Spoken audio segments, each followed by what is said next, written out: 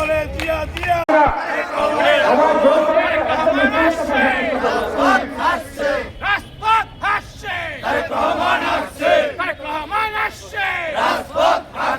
বরিশালের পক্ষ থেকে লাল গোলাপ শুভেচ্ছা। বরিশালের পক্ষ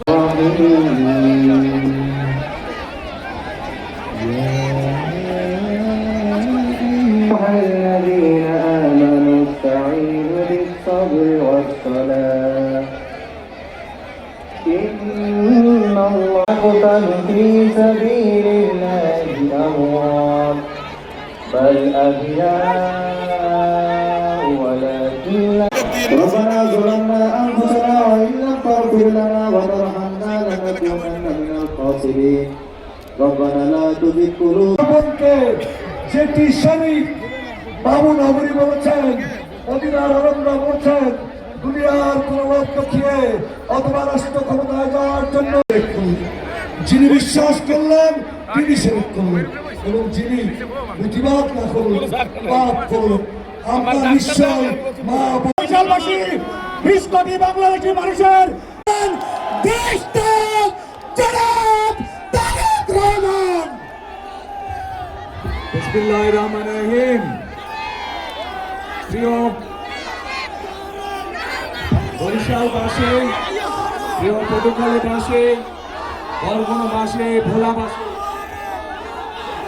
প্রিয় ঝালকাঠিবাসী, আসসালামু আলাইকুম। আসসালামু আলাইকুম।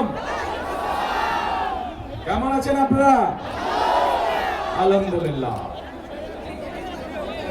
প্রিয় উপস্থিতিবৃন্দ, প্রিয় ভাই ও বোনেরা, আজ আমরা এখানে একত্রিত হয়েছি নির্বাচন উপলক্ষে। কোন নির্বাচন? আগামী 12 তারিখে বাংলাদেশে একটি জাতীয় নির্বাচন অনুষ্ঠিত হতে যাচ্ছে। সেই নির্বাচনে এই মাঠে উপস্থিত প্রত্যেকটি ভাই বোন সহ সমগ্র বরিশাল সহ বরিশাল বিভাগ সহ সমগ্র বাংলাদেশের প্রায় 13 কোটি ভোটার সেই নির্বাচনে ইনশাল্লাহ ভোট প্রদান করবে। প্রিয় ভাই বোনেরা, এই যে মঞ্চের সামনে আমার এখানে কিছু মানুষ বসে আছেন, এই মানুষগুলো গুম, খুন, জুলাই আন্দোলনে যে শহীদ হয়েছে সেই পরিবারের সদস্যবৃন্দ। এই যে পরিবারগুলো বসে আছে, তাদের যেই স্বজনেরা, যেই প্রিয়জনেরা আজ গুমের শিকার, খুনের শিকার হয়েছে, জুলাই আন্দোলনে অত্যাচারে নির্যাতিত বা শহীদ হয়েছে, সেই মানুষগুলোর কি প্রত্যাশা ছিল? সেই মানুষগুলোর প্রত্যাশা ছিল এই বাংলাদেশের মানুষ তাদের যে অধিকার, যে অধিকারকে বিগত 16 বছর ধরে ছিনিয়ে নেওয়া হয়েছিল, ভোটের অধিকার, কথা বলার অধিকার, সেই অধিকারকে জনগণের জন্য লড়াই করে আনতে গিয়ে এই মানুষগুলো হত্যার শিকার হয়েছে, গুমের শিকার হয়েছে, খুনের শিকার হয়েছে। প্রিয় ভাই বোনেরা, বিগত 15 বছর আমরা দেখেছি যে জনগণের ভোট নিয়ে কিভাবে নিশিরাতের ভোট অনুষ্ঠিত হয়েছে। আমরা দেখেছি জনগণের ভোটের অধিকার কেড়ে নিয়ে কিভাবে আমি দামি নির্বাচন করা হয়েছিল, তথাকথিত নির্বাচন নামে, মনে আছে আপনাদের? কিন্তু প্রিয় ভাই বোনেরা, গত 24 সালের ছাত্র জনতার আন্দোলনের মুখে সেই আমি দামি নির্বাচনের মালিক যারা, নিশিরাতের নির্বাচনের মালিক যারা, তারা জনগণের প্রতিরোধের মুখে এই বাংলাদেশ ছেড়ে পালিয়ে যেতে বাধ্য হয়েছে। এখন এই বাংলাদেশ হচ্ছে জনগণের বাংলাদেশ। এখন এই বাংলাদেশ চলবে জনগণের রায়ের ভিত্তিতে, এবং এই জন্যই বাংলাদেশের মানুষ আগামী 12 তারিখে তাদের পছন্দসই প্রতিনিধি নির্বাচন করবে, যারা জনগণের ইচ্ছা মতন জনগণের কাছে জবাবদিহি করার মাধ্যমে ইনশাআল্লাহ আগামী দিন দেশ পরিচালনা করবে। কিন্তু প্রিয় ভাই বোনেরা, ওরছে ছবি আইছে নিউজ 5ই আগস্টের পরবর্তীতে আমরা আশা করেছিলাম যে 5ই আগস্টের পূর্বে সেই যে স্বৈরাচার, যারা জনগণের ভোটের অধিকার, কথা বলার অধিকার কেড়ে নিয়েছিল, তারা যেই ভাষায় কথা বলতো জনগণকে, বিভিন্ন বাংলাদেশের সম্মানে গুণী মানী ব্যক্তিকে যেভাবে অপদস্থ করত, যেভাবে মানুষকে তারা ছোট করত, নিশ্চয়ই 5ই আগস্টে তাদের পালিয়ে যাবার পরে এই রীতি নিশ্চয়ই বন্ধ হয়ে গিয়েছে। কিন্তু দুঃখের সাথে আমরা খেয়াল করলাম যে এই রীতি বন্ধ হয় নাই। একটি রাজনৈতিক দল যাদের একটি অন্য পরিচয় আছে, জনগণ যাদেরকে একটি ভিন্ন পরিচয় চিনে, জনগণ তাদেরকে কি পরিচয় চিনে? গুপ্ত পরিচয় চিনে, গুপ্ত পরিচয়। আপনারা চিনেন কারা যারা গুপ্ত? বাংলাদেশের রাজনীতিতে কারা সেই গুপ্ত? চেনেন আপনারা, আলহামদুলিল্লাহ। প্রিয় ভাই বোনেরা, বর্তমানে বাংলাদেশে এক নতুন জালেমের আবির্ভাব হয়েছে। এই গুপ্ত সংগঠনের ব্যক্তিরা নতুন জালেম রূপে আবির্ভূত হয়েছে বাংলাদেশের মানুষের কাছে। কেন? প্রিয় ভাই বোনেরা, এই বাংলাদেশে আবহমান কাল ধরে, শত হাজারো বছর ধরে এই বাংলাদেশে নারী পুরুষ সকলে মিলে মাঠে কাজ করে। বাংলাদেশে যেমন কৃষক ভাইরা কাজ করে মাঠে, একইভাবে আমরা জানি বাংলাদেশের বিভিন্ন প্রত্যন্ত অঞ্চলে কৃষাণের বোনরাও তারা মাঠে কাজ করে। প্রিয় ভাই বোনেরা, শুধু মাঠেই নয়, বিভিন্ন কল কারখানায় আমরা দেখেছি আমাদের মায়েরা, আমাদের বোনেরা, আমাদের নারীরা তারা পুরুষের পাশাপাশি কাঁধে কাঁধ মিলিয়ে কাজ করে। তারা যে গার্মেন্ট শিল্প নিয়ে সমগ্র পৃথিবীতে আমরা গৌরব বোধ করি, সেই গার্মেন্ট শিল্প টিকিয়ে রেখেছে এই দেশের নারী সমাজ, এই দেশের মা বোনেরা। প্রিয় ভাই বোনেরা, আজ আমরা অত্যন্ত কষ্টের সাথে দেখছি, অত্যন্ত ঘৃণার সাথে দেখছি এই যে নতুন জালেম, যাদেরকে মানুষ গুপ্ত হিসাবে চিনে, এই জালেমদের নেতা সে 2 দিন আগে প্রকাশ্যে বলেছে বাংলাদেশের নারীদেরকে সে একটি অত্যন্ত কলঙ্কিত শব্দ দিয়ে ব্যবহার করেছে। প্রিয় ভাই বোনেরা,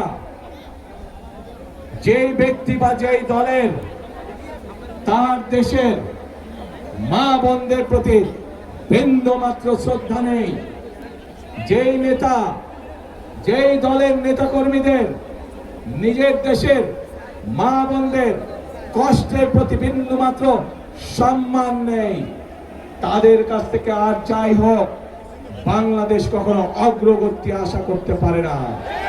তাদের কাছ থেকে আর যাই হোক বাংলাদেশের মানুষ আত্মসম্মানমূলক কোনো, মর্যাদাপূর্ণ কোনো আচরণ আশা করতে পারে না। প্রিয় ভাই বোনেরা, এই জালেমদের একটি কথাই শুধু বললাম, আমি আপনাদেরকে আরো একটি কথা বলছি। তার আগে বিবি খাদিজার সম্পর্কে আপনারা জানেন না? আমাদের প্রিয় নবী করিম সাল্লাল্লাহু আলাইহি ওয়াসাল্লামের স্ত্রী এই বিবি খাদিজা, উনিও একজন কর্মজীবী মহিলা ছিলেন। ওনার নিজের ব্যবসা বাণিজ্য ছিল, যেখানে নবী করিম সাল্লাল্লাহু আলাইহি ওয়াসাল্লাম নিজেও কাজ করতেন। প্রিয় ভাই বোনেরা, এরা বলে ইসলামের রাজনীতি করে, অথচ নবীর স্ত্রী নিজে যেখানে একজন কর্মজীবী মহিলা ছিলেন, সেখানে কেমন করে একটি রাজনৈতিক দলের নেতা এবং কেমন করে সেই রাজনৈতিক দলটি তাবৎ বাংলাদেশের নারী সমাজকে এমন একটি কলঙ্কিত শব্দ জর্জরিত করলো। প্রিয় ভাই বোনেরা, বদরের যুদ্ধ নিশ্চয়ই আপনারা জানেন কম বেশি সবাই।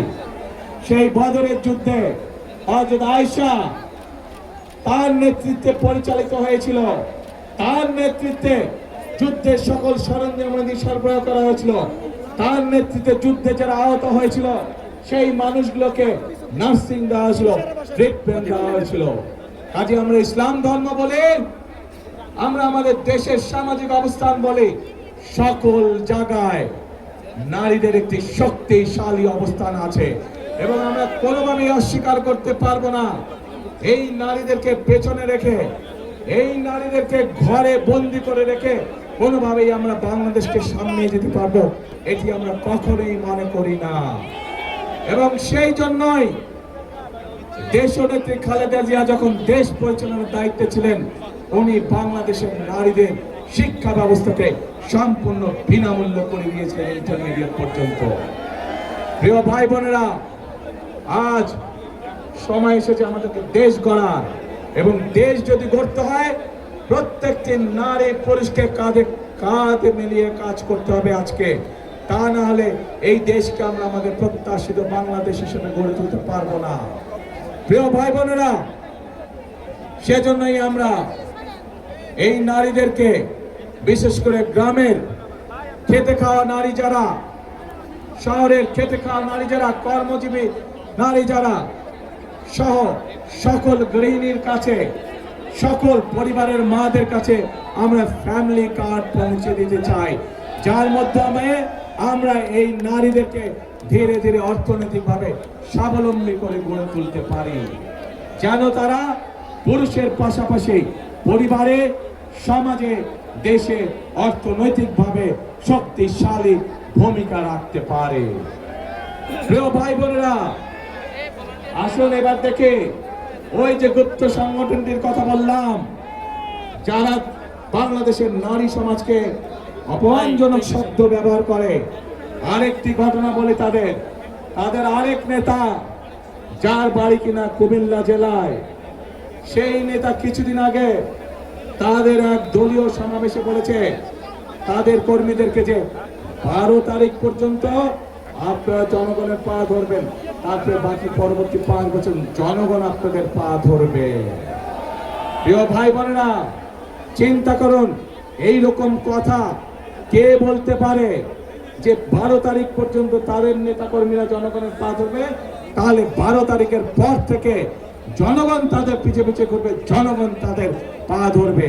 এই কথা থেকে প্রমাণিত হয় কি তাদের মেন্টালিটি, কোন পর্যায়ের মানুষ হলে তারা জনগণকে নিয়ে তুচ্ছ তাচ্ছিল্য কথা তারা বলতে পারে।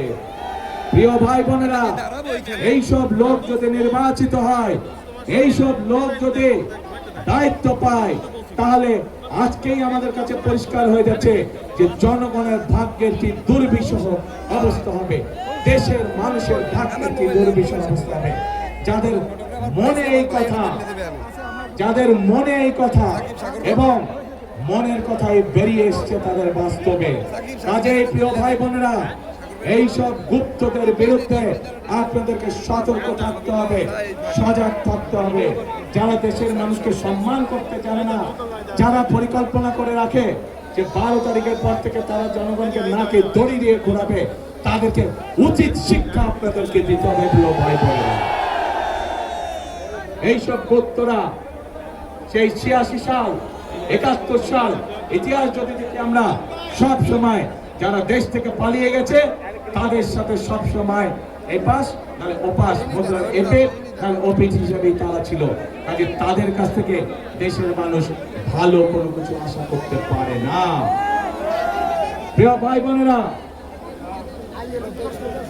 বিশাল এই বরিশাল বিভাগ 1993 সালে বিএনপি তথা দেশনেত্রী খালেদা জিয়া সরকার এই বরিশালকে বিভাগ হিসাবে ঘোষণা করেছিলেন। প্রিয় ভাই বোনেরা, তারপরে নদীর পানি অনেক দূর গড়িয়ে গিয়েছে। আমরা এলাকার উন্নয়নে বিভিন্ন সময় বিভিন্ন কাজ করেছি, কিন্তু আরো বহু কাজ করা বাকি। যেমন বরিশাল ভোলা ব্রিজ, এই কাজটি আমাদেরকে করতে হবে। এখানকার শেরে বাংলা মেডিকেল কলেজ, সেটিকে এলাকার মানুষের চিকিৎসার জন্য উন্নত করতে হবে। ভোলাতে মেডিকেল কলেজ, সেটির কাজে আমাদেরকে হাত দিতে হবে। সবচেয়ে বড় সমস্যা এই এলাকার নদী ভাঙন সমস্যা মানুষের। যারা আমাদের মুরব্বী ছিলেন, যারা গত হয়ে গিয়েছেন, বিভিন্ন এলাকায় তাদের কবর ভেঙে যাচ্ছে, মসজিদ ভেঙে যাচ্ছে, বাপ দাদার ভিটে বাড়ি ভেঙে যাচ্ছে। প্রিয় ভাই বোনেরা, এই বিশাল এলাকাতে আমাদের বেড়িবাঁধ দিতে হবে। বেড়িবাঁধ দিয়ে নদী ভাঙন আমাদেরকে ঠেকাতে হবে যে কোনো মূল্যে। কাজেই অনেক কাজ বাকি আছে আমাদের। এই কাজগুলো যদি করতে হয় প্রিয় ভাই বোনেরা, তাহলে অবশ্যই আপনাদেরকে সঠিকভাবে সিদ্ধান্ত নিতে হবে। যে অতীতে আপনারা দেখেছেন বিএনপি সকল সময় চেষ্টা করেছে আপনাদের পাশে দাঁড়াতে। এই এলাকায় 1978 সালে পল্লী বিদ্যুতের লাইন শহীদ রাষ্ট্রপতি জিয়াউর রহমান চালু করেছিলেন। কাজেই বিদ্যুতের লাইন বলুন, বরিশাল বিভাগ বলুন, এর বাইরে আরো অনেক কাজ যেগুলো বিএনপি করেছিল, কিন্তু কিছু কাজ শেষ করে দিতে পারে নাই।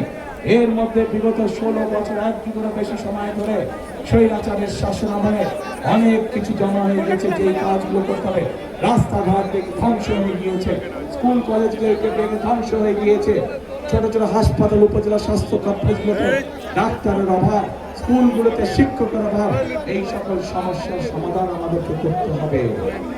এই সকল সমস্যার সমাধান বিএনপি তখনই করতে পারবে যখন আপনারা ধানের শীষকে ইনশাআল্লাহ নির্বাচিত করবেন। তাহলেই আমরা এই সকল কাজ করতে পারবো। প্রিয় ভাই বোনেরা, এই বৃহত্তর বরিশাল বিভাগ, এই বৃহত্তর বরিশাল, এখানে প্রচুর কৃষিজ পণ্য উৎপাদিত হয়। প্রচুর মাছ মৎস্য চাষী আছেন যারা মৎস্য জীবিকা নির্বাহ করে থাকেন। আমরা পরিকল্পনা গ্রহণ করেছি যে এই ফসলগুলোকে, এই মাছ মৎস্যগুলোকে কিভাবে হিমাগারে রেখে কৃষকদেরকে বা মৎস্য চাষীদেরকে সহযোগিতা করা যায়। কাজে আমাদের পরিকল্পনার মধ্যে রয়েছে এই এলাকায় বিভিন্ন জায়গায়, সামগ্রিকভাবে এই এলাকার বিভিন্ন জায়গায় যেখানে যেখানে প্রয়োজন কৃষকদের সহযোগিতার জন্য আমরা হিমাগার ইনশাআল্লাহ তৈরি করব। যে হিমাগারের পণ্য রাখার মাধ্যমে কৃষকরা ন্যায্য মূল্যে তাদের পণ্য দাম পেতে পারে। প্রিয় ভাই বোনেরা, আমরা মায়েদের কাছে যেমন ফ্যামিলি কার্ড পৌঁছে দিতে চাই, ঠিক একইভাবে আমরা কৃষক ভাইদের জন্য কৃষি কার্ডও আমরা পৌঁছে দিতে চাই। যে কৃষি কার্ডের মাধ্যমে আমরা কৃষক ভাইদেরকে প্রতি সিজনে আমরা বীজ, যার যেই পরিমাণ জমি সেই অনুযায়ী, যার যেই ফসল চাষ, আমরা তাকে সেই ফসলের সমপরিমাণ যে পরিমাণ প্রয়োজন সেই বীজ, সার এবং কীটনাশক ঔষধ কৃষকের হাতে পৌঁছে দিতে চাই সেই কৃষক কার্ডের মাধ্যমে। প্রিয় ভাই বোনেরা, আমরা এর মধ্যে আরেকটি সিদ্ধান্ত গ্রহণ করেছি যে যে সকল কৃষক ভাইদের 10,000 টাকা পর্যন্ত কৃষি লোন আছে, কৃষি ঋণ আছে, ইনশাল্লাহ 12 তারিখে নির্বাচনের পরে ইনশাল্লাহ 13 তারিখে বিএনপি সরকার গঠন করলে পরে 10,000 টাকা পর্যন্ত কৃষি ঋণ আমরা মওকুফ করে দিব সমগ্র বাংলাদেশে। প্রিয় ভাই বোনেরা, এই এলাকায় আমাদের তরুণ যুবক সমাজের সদস্য যারা, তাদের একটি বিশাল সমস্যা রয়ে গেছে, কর্মসংস্থানের সমস্যা।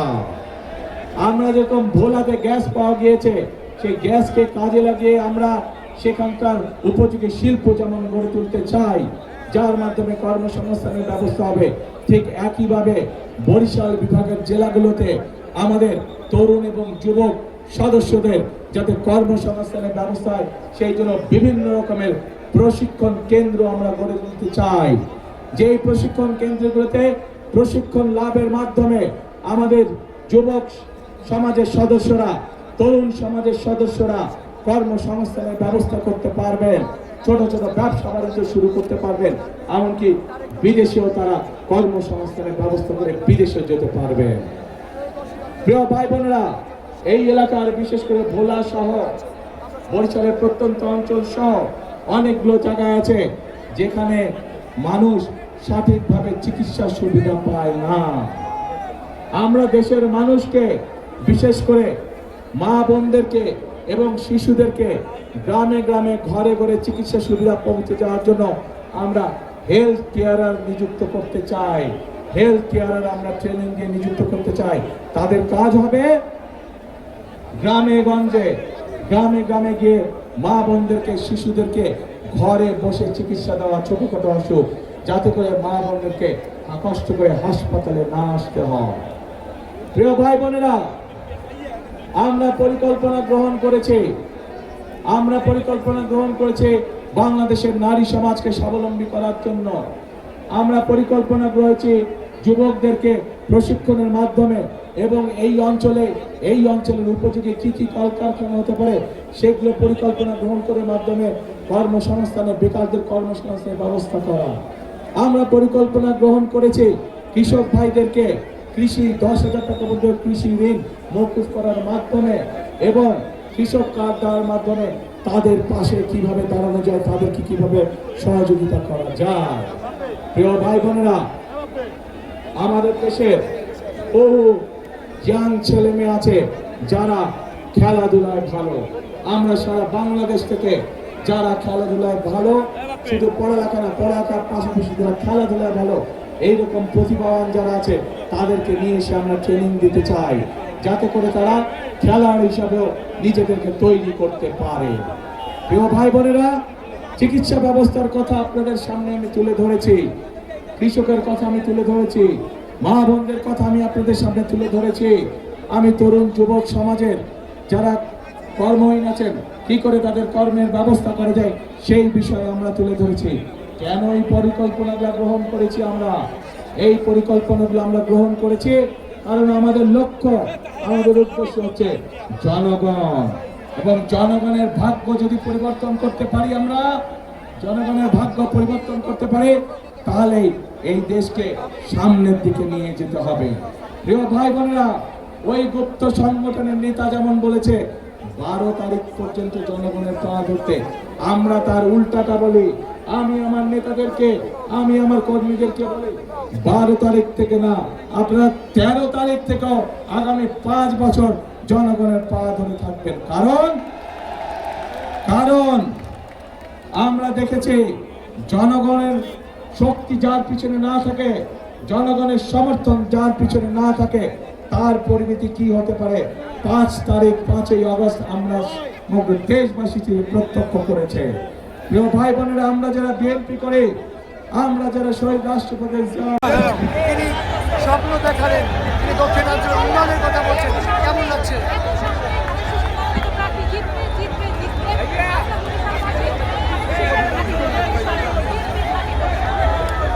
আপনি দেখতে পাচ্ছেন যে গণজোয়ার চলছে ধানের শীষে। ইনশাল্লাহ ধানের শীষ জিতবে 12 তারিখের মাঠে ইনশাল্লাহ। দর্শক, আপনারা দেখছিলেন বরিশালে এই আমি তো যাই এই যাইলে হাতে ব্যথা হয়।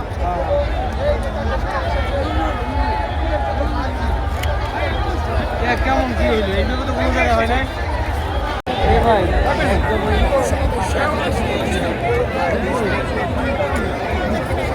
ভাই, এই রাসেল,